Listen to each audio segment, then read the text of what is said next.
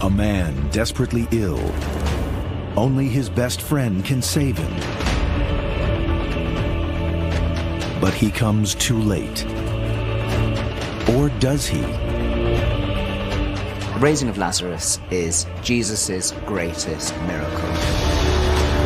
This is really kick-starting the events that are going to lead to his own death.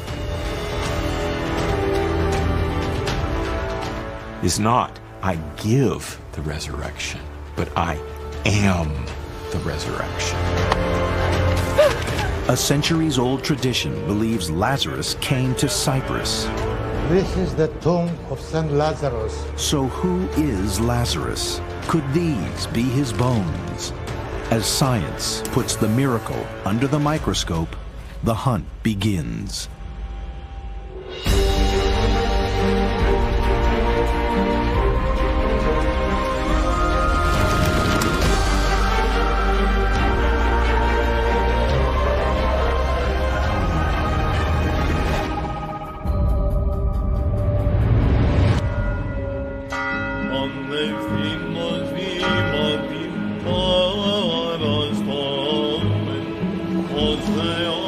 Larnaca, the island of Cyprus.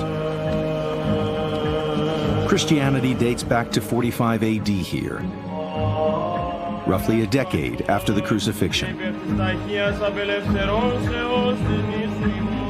But the Basilica in Larnaca maintains an ancient tradition that puts Cyprus at the heart of the Jesus story.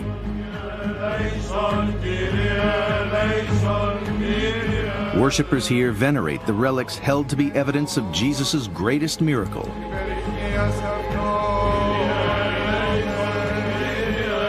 The raising of Lazarus.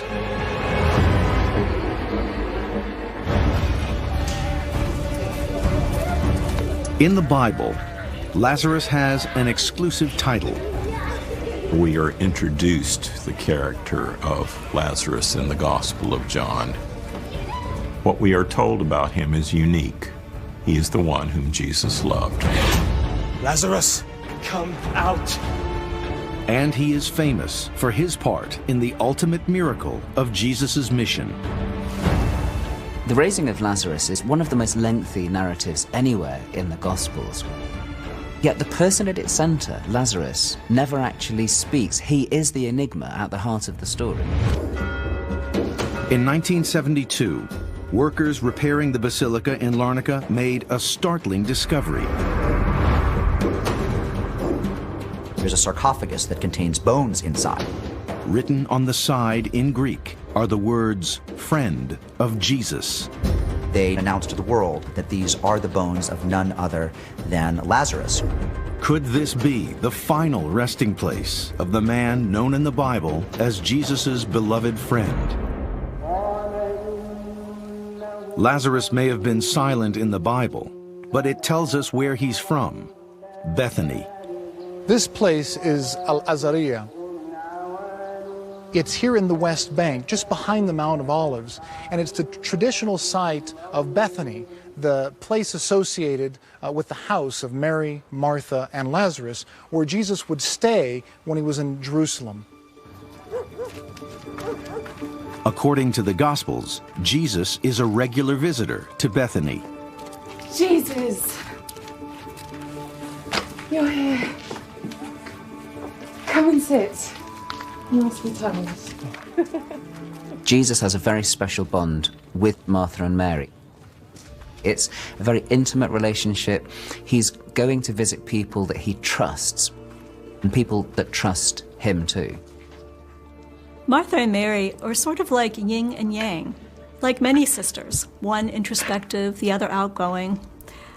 I think they comprise kind of the totality of ways of interacting with Jesus. So Mary plays the passive role where she sits at Jesus' feet and listens. And Martha plays the active role, ministering to people who come through in the household to hear Jesus. Lord, do you not care that my sisters left me to serve alone? Instead of getting in her own sister's face, she gets in Jesus' face and says, "You tell her." And Jesus' response is unexpected. Martha, You are anxious and troubled about many things, but one thing is necessary. Mary has chosen the good portion, which will not be taken away from her. The story is about priorities. Even a woman has a right to prioritize learning from me over preparing a meal. In John's Gospel, Martha and Mary have a brother. Lazarus! We don't know too much about Lazarus, but there are some clues in the Gospels. Lazarus and Jesus were very close. He is described as his friend, he whom he loved. Jesus may have had roots and family in Judea, in Jerusalem, and maybe even in Bethany. So Lazarus could have had a friendship that long predated Jesus' public ministry. Early Christians didn't just invent people out of thin air the way a Hollywood biopic would today. The fact that Lazarus and his siblings, Mary and Martha, are all mentioned shows that they were fairly prominent figures in the early Christian movement.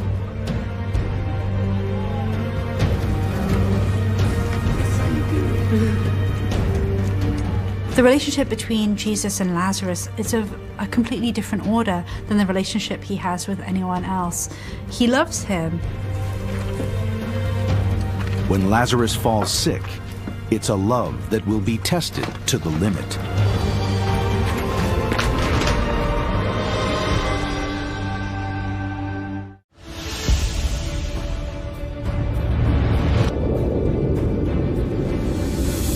In the final weeks of his mission, Jesus is a wanted man. Outlawed by the temple authorities, he and his disciples retreat from Jerusalem to seek safety beyond the River Jordan.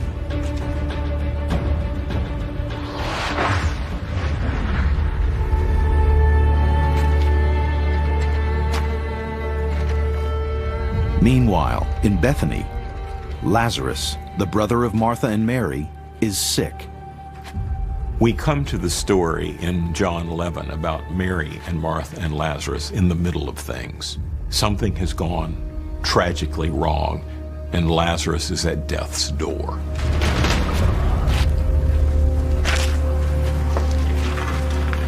Most people who got sick would know that they were going to die. It aren't treatments that are going to ease your suffering at the end of life.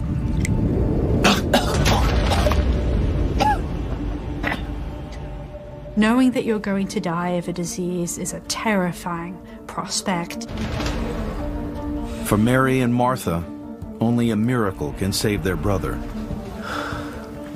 Is it surprising that when we meet Lazarus, he is defined by his sickness? It shouldn't be. All throughout the Gospels, we see Jesus as a healer.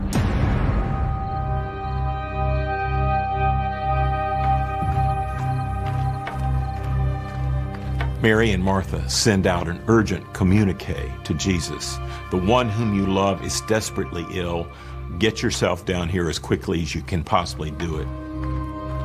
You might be able to prevent this.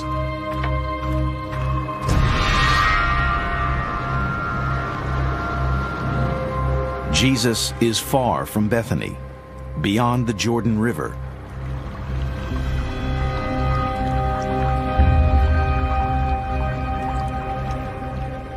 It does seem that Mary and Martha know where Jesus and the disciples are and how to get in contact with them. When Mary and Martha send word to Jesus that their brother is ill, they don't call him Lazarus of Bethany or Lazarus our brother. They call him in the Greek hon philes, he whom you love. It's a very beautiful indication of the intense and affectionate relationship that Jesus and Lazarus had. John, your dear friend is sick. When Jesus receives the message, he seems to be not immediately motivated to do something about it. Lazarus' sickness will not end in death. In fact, he says to his disciples, we're going to stay here a little bit longer. And his disciples go, why aren't we moving? It's an urgent thing. He's going to die. Instead, he waits. You begin to wonder, was his delay hesitation? Was it him working through his emotions? Or was it something greater than that?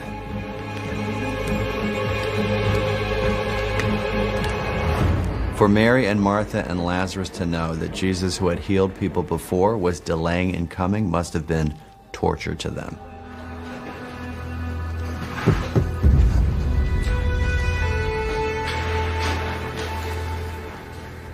One of the things that makes Lazarus's predicament especially hard is not just that he's dying, but that he's going to leave behind him 2 unmarried sisters.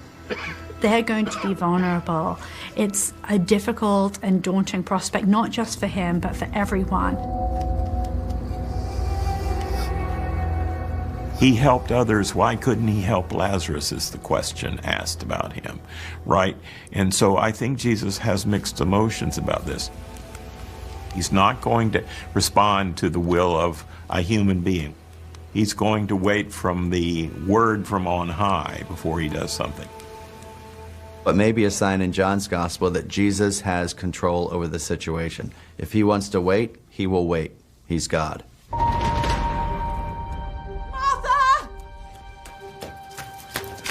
As Lazarus dies, Mary and Martha must have experienced that deep grief of death, but also the grief of it could have been different.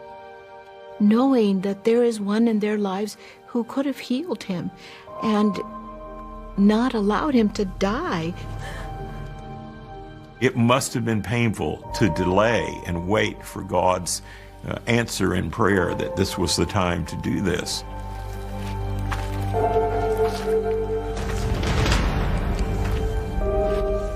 Our friend Lazarus has fallen asleep, but I am going there to awaken him.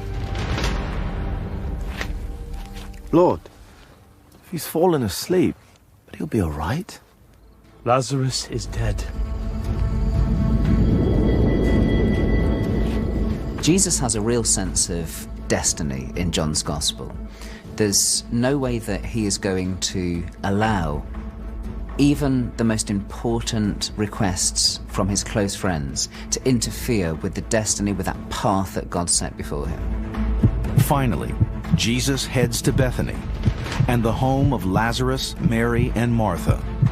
He knows that this could lead him into trouble, into persecution, and a path that will ultimately lead to the cross. The stage is set for Jesus' greatest miracle.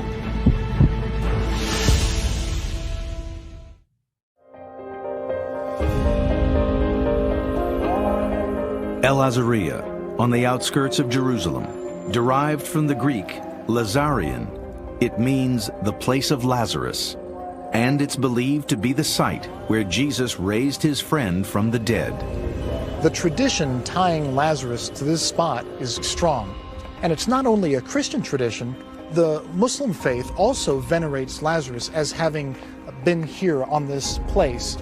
There is a record of worship here since the 4th century. Today, the tomb believed to be that of Lazarus is 33 feet underground. This chamber is actually built at a much later date after Jesus, but it's built over this small place here, which is actually carved out of the bedrock. This is understood by tradition to be the tomb of Lazarus.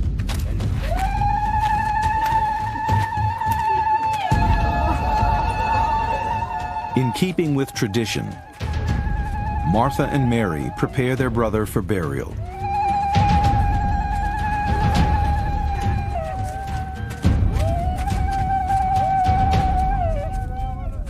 It must have been a desolate moment. They knew he was dead. They knew that there was no life left in him. it was the custom, but you bind someone's face knowing that there is no longer any breath or possibility. And so it was the end for their brother.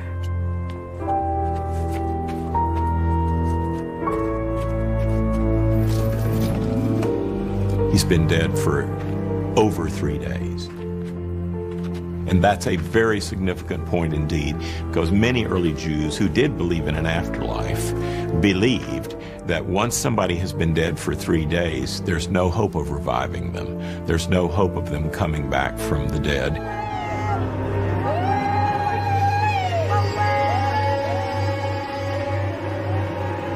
The sisters are still grieving when Martha gets word. Jesus has come. Martha rushes out right away, almost impulsively, in keeping with this assertive figure that she is. She goes out and tells him what had happened. It tells him that he's too late and expresses her sorrow.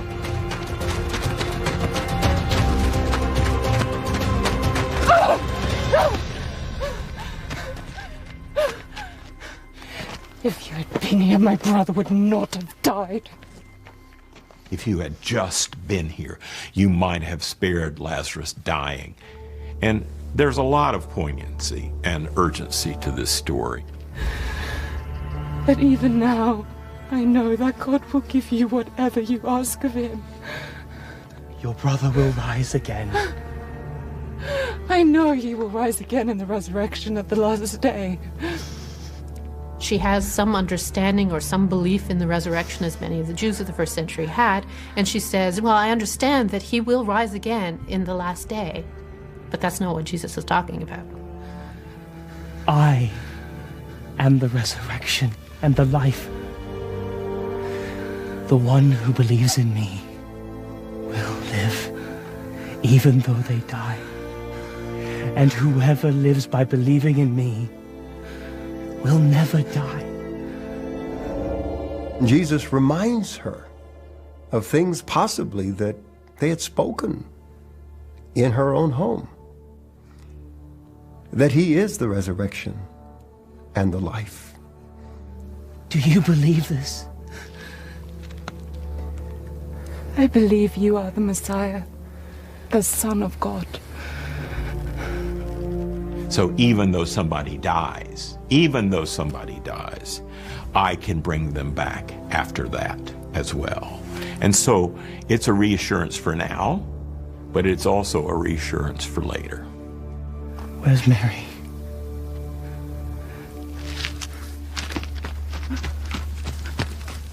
There's a nice detail here where it says, Martha goes back into the house and she speaks to her sister quietly. She speaks to her quietly, of course, because it's a house in mourning. The teacher's here. And he's calling for you. The Greek term didaskalos simply means teacher, and this is what Martha calls Jesus. This reflects true belief in Jesus, who he is. He's certainly a teacher, but inadequate belief. He's much more than just a teacher. He's actually a person who can raise the dead.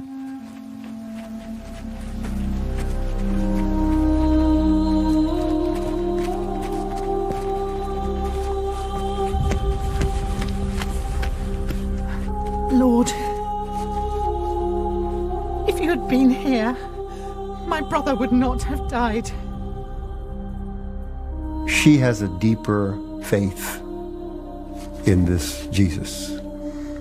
And she was able to look beyond the friendship and reflect on the words that he may have spoken to her. And she trusted that he can do something about the situation.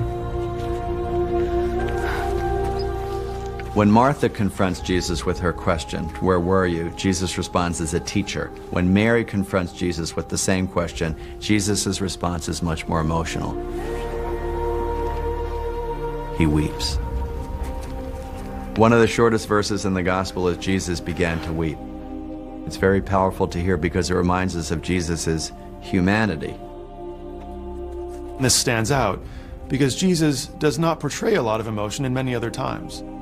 So why here? Why here is he so troubled? It brings us to that issue of how close of a friend this Lazarus was, and perhaps that Jesus is doubting, just for a moment, that this is God's will. I think there's no question that it reflects the deep and profound friendship he had with this family. Where have you laid the body? There's also this very deep frustration that even as long as he has been with them, they still don't understand him, and they still don't understand what he's capable of doing. Jesus has shown his humanity. Now he will prove his divinity. Lazarus! And set the course for his own death and resurrection.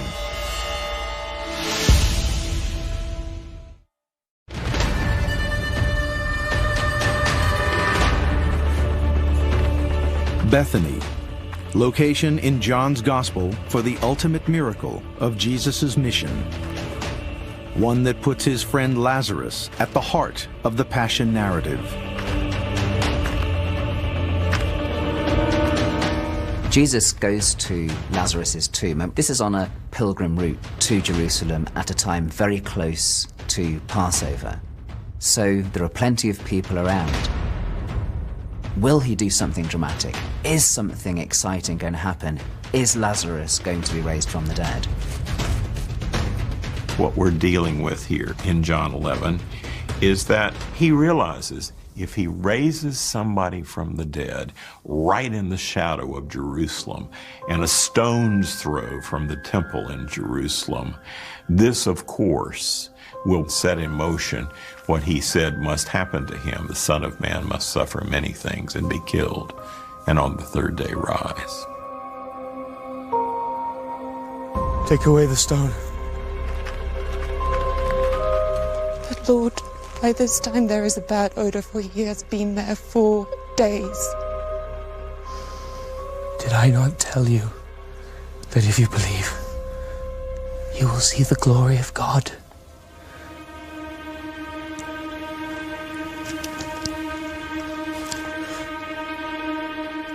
He lets others roll the stone back. And then he prays this remarkable, remarkable prayer.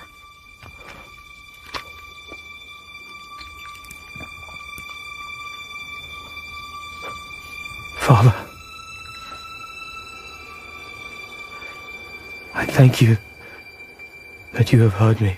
He says, I know I can do this, but so they will know what can be done through the only begotten Son of the Father. Let's do this for your glory. Lazarus, come out.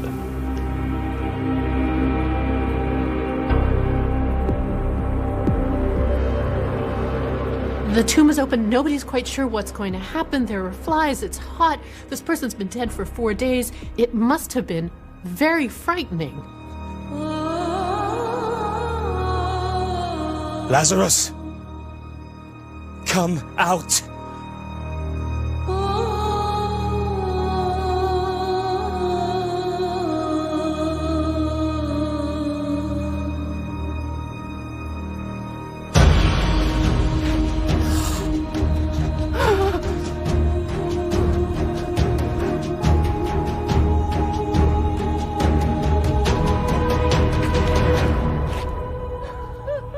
What must have been the emotions on that particular occasion?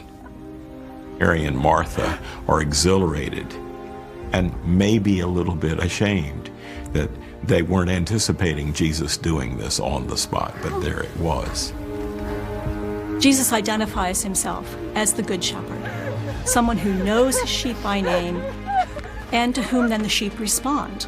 Lazarus knows the voice of his shepherd, and it allows him to have life. Let him go. I love Jesus' words, unbind him and let him go. It's a sign of God calling us to freedom. It's a fascinating question to ask if the resurrection of Lazarus is the greatest miracle in the ministry of Jesus. It certainly would be the most spectacular, the most compelling, the one that violates our view of reality most powerfully.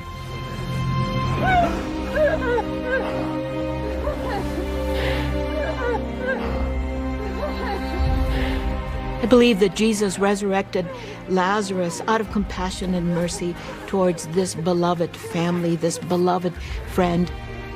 I also believe that Jesus knows that it is time.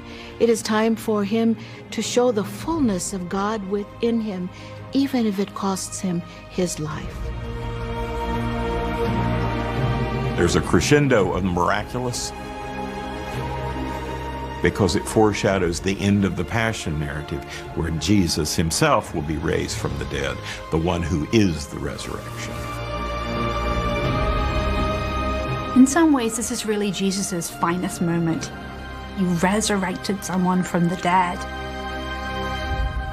At the same time, he has alerted the authorities to his presence. By resurrecting Lazarus, Jesus is essentially setting in motion the events that will lead to his own death. In the week before Passover, the raising of Jesus' beloved friend draws pilgrims eager to witness the living miracle. You would think the moment when Jesus raised Lazarus from the dead, he would end all the controversy. That everyone who has been waiting for a Messiah would finally run to Jesus and say, "You are the one, you are the Christ, you're the Son of God, you're the Messiah." But that's not what happens. There are going to be spies trying to figure out who exactly is he, what are his aims, what exactly are his powers. They want to know because their power in Jerusalem is threatened. Caiaphas, the high priest, has already set his sights on Jesus. The raising of Lazarus was one of the tipping points that led to the Jewish officials saying, "We really do have to get rid of this guy."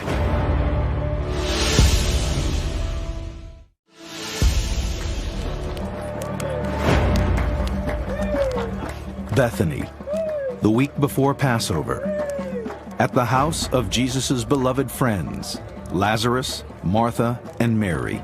It was at their home that Jesus prepared himself for this final trip into Jerusalem, because these were individuals and relationships that he could trust, especially with all of the talk of the plots against his life.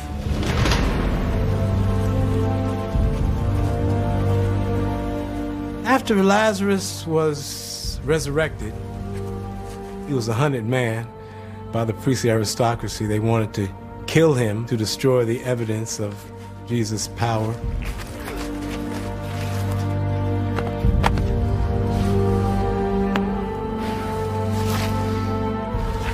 Go.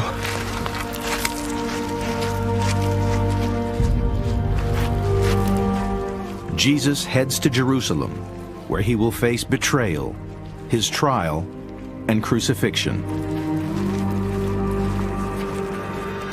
The raising of Lazarus drew crowds to Jesus, and one might imagine that Lazarus might have feared for his own life. Mary! Mary! So now Lazarus is a refugee, with all the challenges that building a new life has. Then Lazarus disappears from the Bible. Is it possible he came here, to Cyprus? Cyprus seems to have been a safe haven for Christians who were fleeing the persecution of the Jewish authorities in the Holy Land. Oxford University archaeologist George Kazan is in Cyprus to test the relics believed to be those of Lazarus. Cyprus is very close to the Holy Land. There was an established Jewish community here already. Trade winds blow straight up from the south and take you right here by ship very quickly. Lazarus drops out of the New Testament after the end of the Gospel of John, but there are some much later traditions, including one from the 8th century in which Lazarus ended up in Cyprus, being appointed a bishop there. It's a tradition maintained by the present Bishop of Larnaca.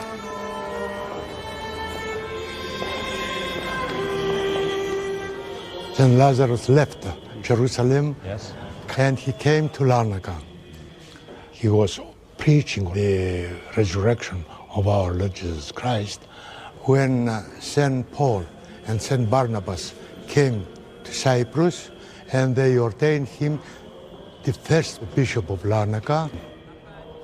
The Larnaca tradition talks about how he was invested with power by Barnabas and Paul to act as bishop of Larnaca. Now that trip of Paul and Barnabas is documented in the book of Acts. There is a tradition saying that he was a martyr. The tradition was to build the churches in the place that a saint was killed or suffered for Christ, our Lord. Archaeology reveals there has been a church on this site since the 5th century. Sometime around the 7th century, the church seems to have been destroyed.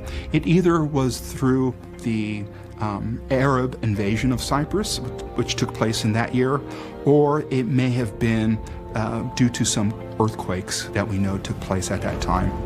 Lazarus disappears until late in the 9th century, when a rumor spreads through the Christian world. His relics have been discovered. And in 901, Byzantine knights come to Cyprus in search of the bones of Jesus' beloved friend. The Emperor of Constantinople sends his agents to the island of Cyprus. They enter the large church there dedicated to St. Lazarus, and they proceed to go down into the crypt where they find the remnants of the saint. They then make their way back to Constantinople. In exchange for the relics, one theory holds that the emperor built the vast three-domed basilica, the Church of St. Lazarus that stands here today. As far as we know, they stayed in Constantinople till the Latin sack of the city by the Crusaders and by the Turks. The bones kind of grow off the grid. They could have been taken away in Turf or by Crusaders, or they could have stayed in the city. What's sure is that they don't seem to be there today. The bones of Lazarus vanish until a remarkable discovery. In 1970, there's a terrible fire that rages through the Church of St. Lazarus on the island of Cyprus. And as they're cleaning up, the authorities, the church authorities, discover that there's a sarcophagus that contains bones inside.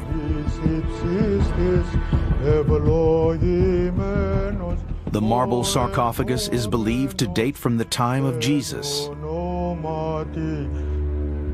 This is the tomb of St. Lazarus. Here you can see it in Greek, Phili Sou. It means the friend of Jesus.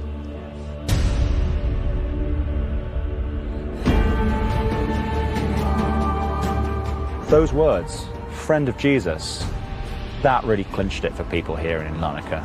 They believe that they have the bones of St. Lazarus. Today, the bones are preserved in a golden reliquary. Here is a piece of the head of St. Lazarus. So we've got 6 bones, maybe arms or leg bones, and a piece of skull? Yes, what we found in 72. The story that is told today is that the Cypriots only gave the emperor part of the body of Lazarus.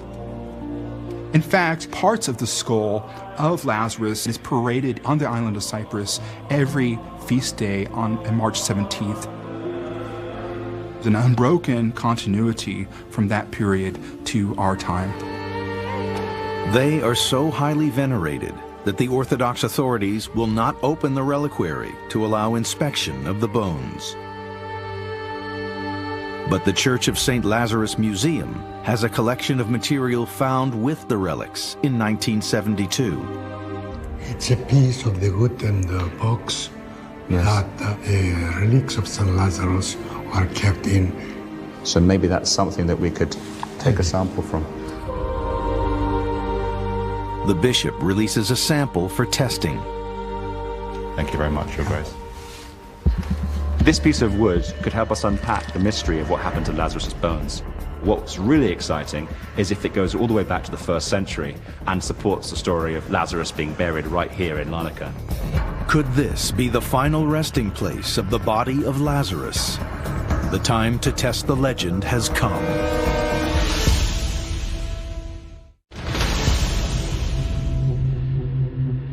The Church of St. Lazarus, on the island of Cyprus. Every year, Orthodox Christians venerate the bones believed to be those of Jesus' beloved friend, Lazarus. But there is little in the Bible to support their tradition. One of the problems is Lazarus only appears in the Gospel of John. He pops up out of nowhere, he's raised from the dead, and then he vanishes from the narrative. And this really has to make you wonder, is this an historical event, or is this a legend that makes a theological point about the importance of resurrection in Christian theology? The story of Lazarus that is given to us in the Gospel of John tells us much more about the person of Jesus than it does about Lazarus. This doesn't mean that Lazarus didn't exist. But there is another theory, one that puts Lazarus at the heart of the Passion narrative. There's this mysterious figure in John's Gospel, the disciple whom Jesus loved. Tradition identified him with John. Some people suggest it was Thomas. We really don't know who this character is, and there are lots of possibilities. Some even suggest that it was Lazarus that Jesus raised from the dead.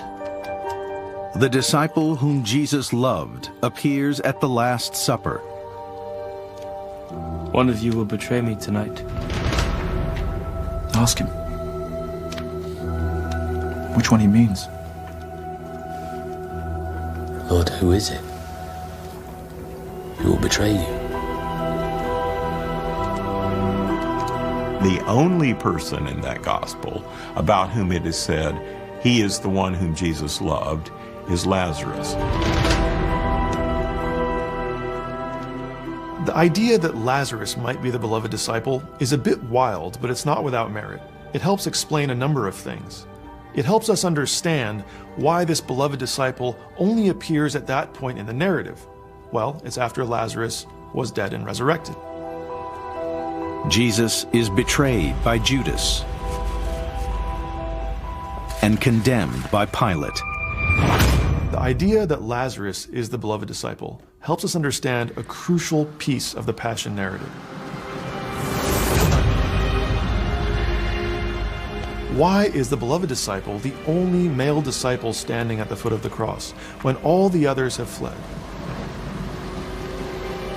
Perhaps it's because the beloved disciple understands that the cross is not the end. The beloved disciple has already experienced resurrection. We're told that Mary, the mother of Jesus, and the beloved disciple are there together. And Jesus bequeaths his own mother as a sort of last will and testament to the beloved disciple, and we are told he took her into his own home.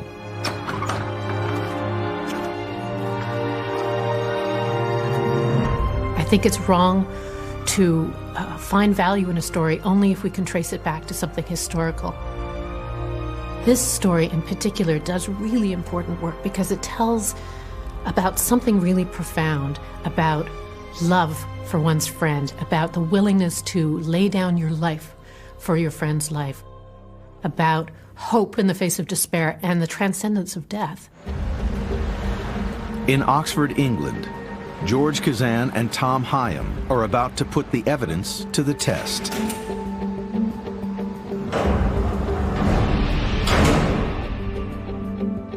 I was lucky enough to meet the Bishop of Larnaca, and he gave me a small piece of wood that was found in the sarcophagus said to be that of Lazarus.